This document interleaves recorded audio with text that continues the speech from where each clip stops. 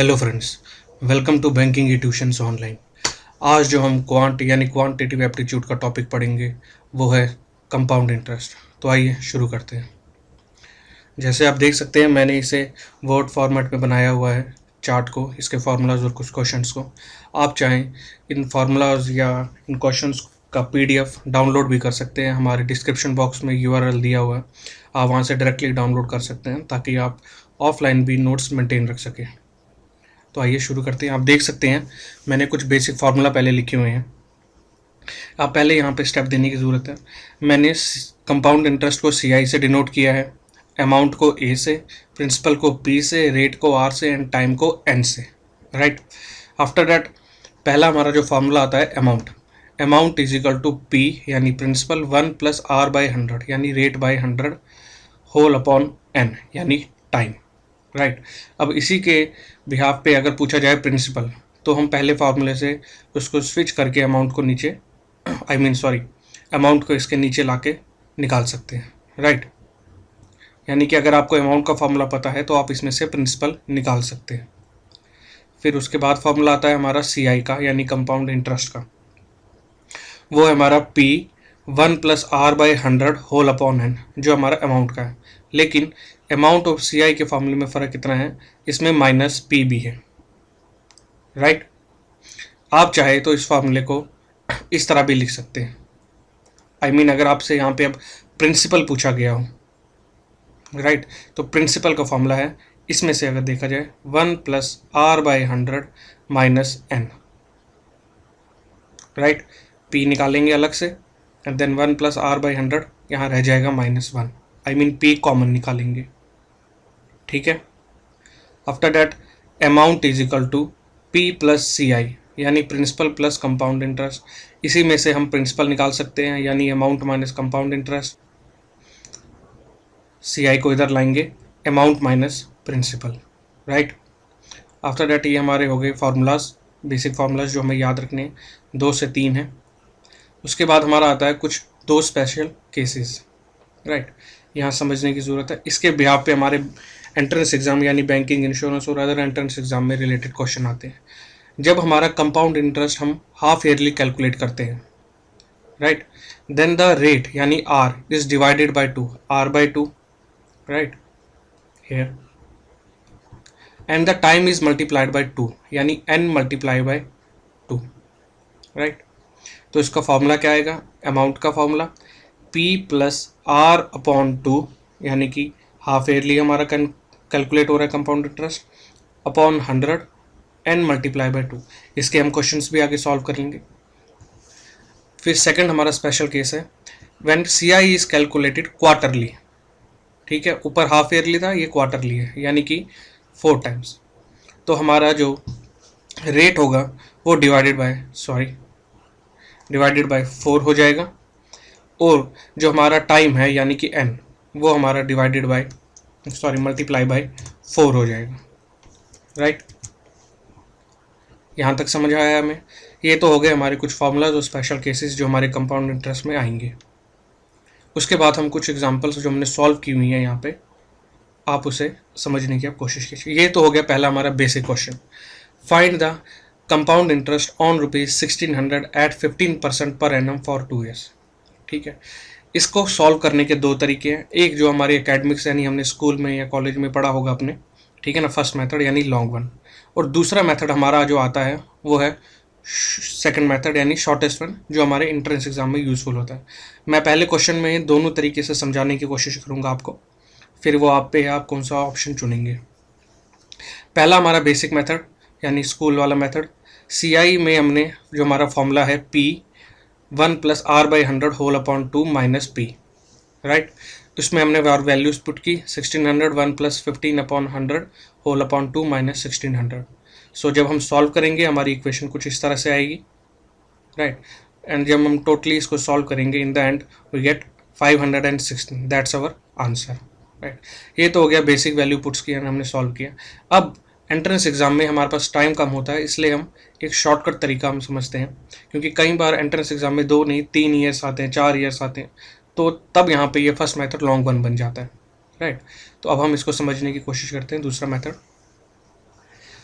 Second method में हम सबसे पहले SI कैलकुलेट करते हैं, यानी सिंपल इंटरेस्ट। सिंपल इंटरेस्ट का फॉर्मूला हमने यहाँ पे है P इंटू आर इंटू 100, यानी कि 1600 इंटू 15/100, राइट, जिसकी हमारी वैल्यू आई 240, राइट।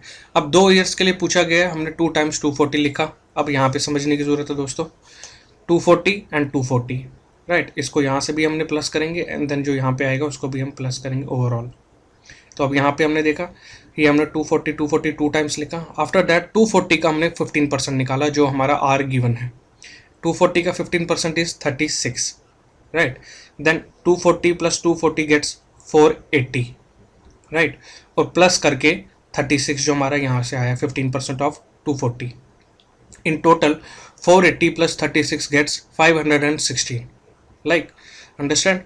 ये हमारा था जैसे पहले से हमने सॉल्व किया था, वही हमारा आंसर सेम आया, पर यहाँ पे कैलकुलेशंस थोड़ी कम थी, क्योंकि कल को अगर हमारा कोई कॉम्प्लेक्स ईयर आ गया like 3 years 4 years 5 years, then this formula I mean this second method is useful, right.